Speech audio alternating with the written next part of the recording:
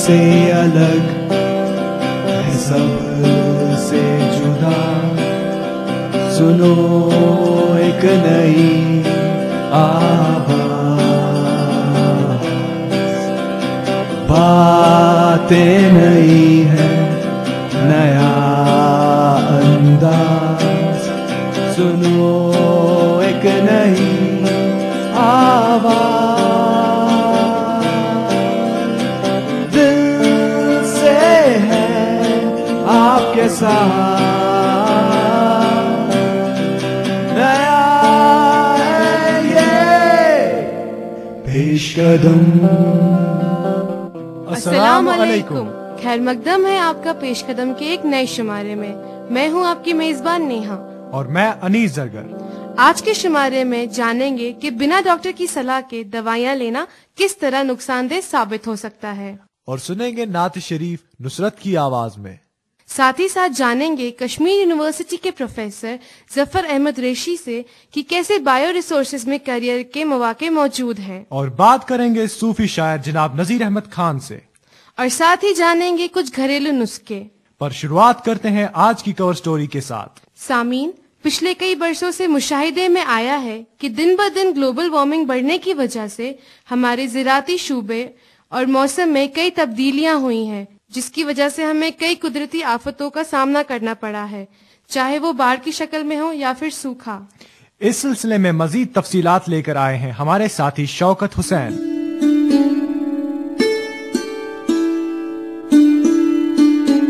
जमीन और आब हवा में जो कुदरती तवाजुन है, उसमें जरा सा हेर फेर पूरे निजाम को नुकसान पहुंचा सकता है। इसकी एक मिसाल ग्लोबल वार्मिंग है, जो हवा में कार्बन डाइऑक्साइड की मिकदार में इजाफा होने की वजह से होता है। मॉडर्न टेक्नोलॉजी आई इंसान नो टेक्नोलॉजिकल सिविलाइजेशन इंसान अमि सतन हेतन वारिया किस्म ख्यालात जमीन पे किस्म इंसान खास कर इंसान पे बेहतरीन जानदार जमीन पे अहंद खतर हेतन चैलेंजेस की अहंदी योत खतर न बल्कि बाकी जू जमीन पे इहंद खतर तथ मज वन ग्लोबल वार्मिंग हसा हेतन गन नई टेक्नोलॉजीज आई यम मान ज्यादा पहन जिम्मेदार अमि कथ खतर।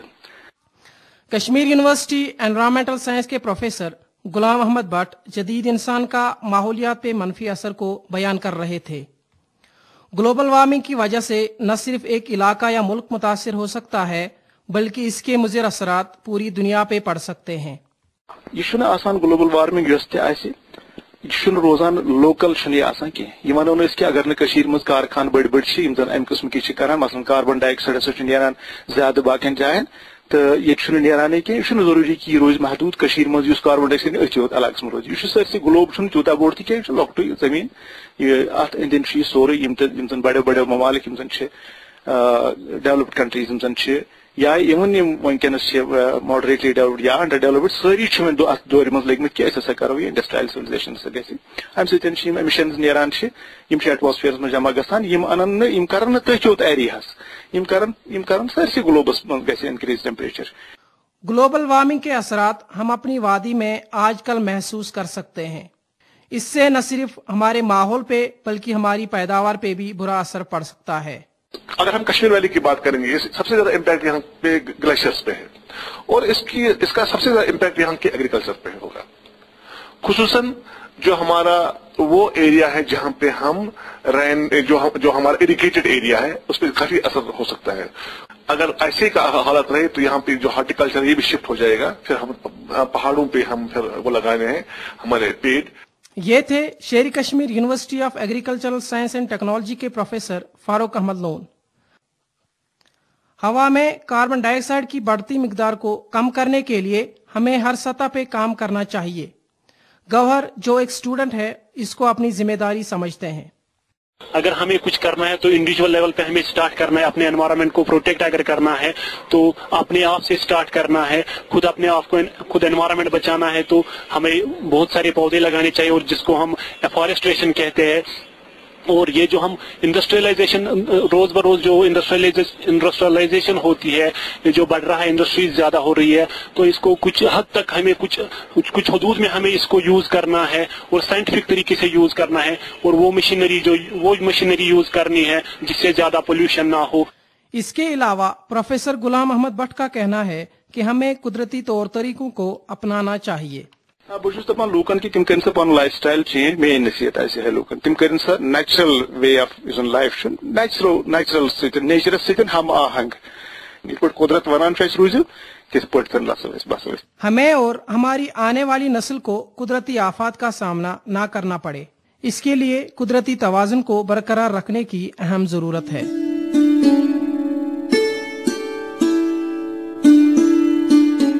ये तो थी ग्लोबल वार्मिंग की बात। अब रुख करते हैं हमारे अगले सेगमेंट की जानिब, जिसमें हम जानेंगे बिना डॉक्टरी सलाह के दवाई लेने के नुकसानात। चलिए सुनते हैं कि इसके मुतालिक डॉक्टर साहब का क्या कहना है।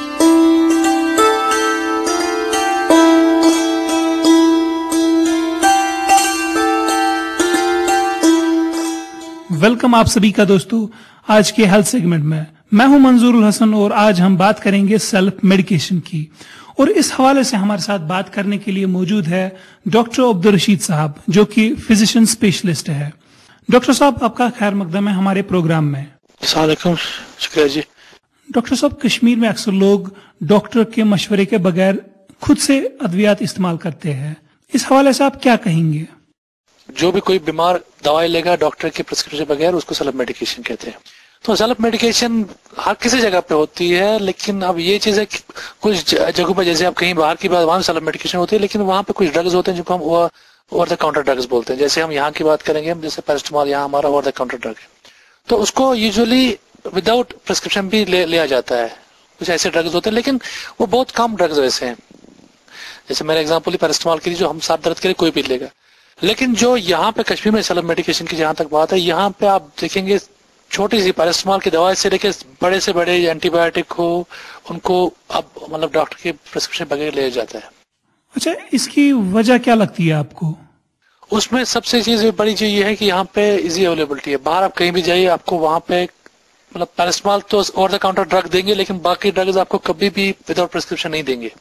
लेकिन यहाँ पे क्या है कि यहाँ पे कोई भी ड्रग आपको उनमें मतलब एंटीबायोटिक हो, या एंटीबायोटिक छोड़ के आजकल जो मेन प्रॉब्लम जो कश्मीर में आ गई है, जो नशीली दवाई है, उनको भी विदाउट प्रिस्क्रिप्शन हर किसी जगह मिलती हैं लोगों को।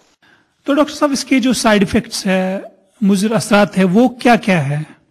तो सेल्फ मेडिकेशन तो हर किसी हाल में किसी भी तरीके से देखे तो ये ठीक नहीं है। सबसे अगर मैं इस टाइम जो हमारी जो कश्मीर की प्रॉब्लम है, अगर हम देखेंगे जो नशीली दवाएं का यूज होता है because of self medication only, क्योंकि इजीली अवेलेबल है और हर किसी जगह मिलती है। तो दूसरी चीज ये है कि अगर आप किसी भी जगह जाओ, आप लोगों से बात करो, वो बोलेंगे डॉक्टर साहब इन्फेक्शन था, मेरा जुकाम था, या रेस्पिरेटरी इन्फेक्शन हो, यूरिनरी इन्फेक्शन हो, दवाई ली लेकिन असर नहीं होता है। ये क्या चीजें हैं? इसमें ये एक चीज क्या है कि अगर इंसान मतलब जो खासकर जो एंटीबायोटिक जो हमारे जो होते हैं, उनको आप अगर यूज नहीं करोगे जुडिशियसली, मतलब जैसे यूज करना होता है, कोई एंटीबायोटिक जो चेस्ट के लिए हो उसको हम यूज मतलब जो भी कोई मतलब ऐसे आम बंदा लेगा, उसको एंटीबायोटिक का नाम पता है, वो एक ही एंटीबायोटिक हर किसी इन्फेक्शन के लेगा। वो सेम एंटीबायोटिक रेस्पिरेटरी इन्फेक्शन के लेगा, सेम एंटीबायोटिक अगर उसको यूरिन इन्फेक्शन होगा वो लेगा, या कोई पेट का इन्फेक्शन होगा वो सेम एंटीबायोटिक लेता है। आप लोगों को पता है ये इन्फेक्शन की दवाई है, बच्चों में भी वही देंगे, बड़ों में भी वही देंगे, प्रेग्नेंट लेडी में भी वही देंगे। इससे क्या होता है कि एक इन्फेक्शन खत्म होता है, लेकिन दूसरी साइड से दूसरे इन्फेक्शन होने के चांसेस हो जाते हैं। अच्छा, इस बुरी आदत को रोकने के लिए हम क्या कर सकते हैं? तो अवॉइड लोगों को खुद अवॉइड करना चाहिए। दूसरी चीज है हमारे गवर्नमेंट को भी आगे आना चाहिए इन चीजों के लिए। हमारे पास कोई स्ट्रिक्ट रूल्स होने चाहिए कि ये नहीं होना चाहिए। मतलब प्रिस्क्रिप्शन जो जहां भी कहीं पे जाता है मेडिकल शॉप पे, वहां पे विदाउट प्रिस्क्रिप्शन कोई भी ड्रग मिलना नहीं चाहिए। तो वो चीज हमारे लिए बहुत जरूरी है। आखिर में आपकी मैसेज क्या होगी आम लोगों के लिए? आम लोगों को बस ये आम लोगों को ये समझना है कि कोई भी बीमारी, छोटी बीमारी हो, बड़ी बीमारी हो, डॉक्टर को कंसल्ट करें। डॉक्टर के मशवरे के साथ जो दवाई वो ले लें, और उसके मतलब खुद कोई दवाई ना ले। और जो भी हमारे जो ड्रग सेंटर्स है, उनको ये देखना है कि जो भी ड्रग देंगे वो हमेशा डॉक्टर का प्रिस्क्रिप्शन देख के ही ड्रग दे दे। जो नशीली दवाइयां उनका बहुत ख्याल रखना है उनको, कि वो आजकल बहुत इसी वजह से शुरू हुई कि विदाउट प्रिस्क्रिप्शन ड्रग्स मिलते हैं और पेशेंट खुद लेते हैं। जब फिर आदत हो जाती है तो फिर तो वो कभी कभी फिर कुछ मतलब एक्सट्रीम स्टेप्स भी करते हैं कि वो दवाई उनको मिले। डॉक्टर साहब, आपका बहुत बहुत शुक्रिया, आपने हमारे साथ बात की। अच्छा जी, अस्सलाम वालेकुम। दोस्तों, ये था हमारा आज का हेल्थ सेगमेंट। अपने मेजबान को दीजिए इजाजत, आप सुनते रहिए पेश कदम।